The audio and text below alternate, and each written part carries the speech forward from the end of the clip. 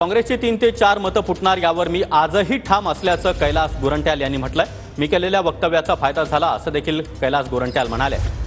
तर ज्या लोकांवर संशय व्यक्त केला होता ते आमदार कालच्या बैठकीला आले होते असं देखील कैलास गोरंट्याल यांनी माध्यमांशी बोलताना म्हटलंय।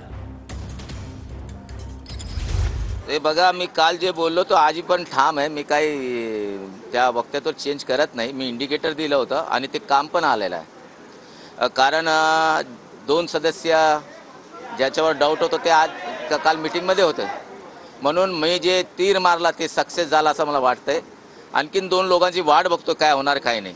बघा, त्यांचा बोलणं आणि माझा बोलणं वेगळं होतं। मी नाव दिलेलं नाही, मी इंडिकेटर दिलं आणि त्याचा फायदा झाला ना। त्याचा फायदा असा झाला, ज्या लोकांवर डाऊट होते ते काल आमच्या बैठकीला आले आणि त्याचा फायदा होईल आज आम्हाला।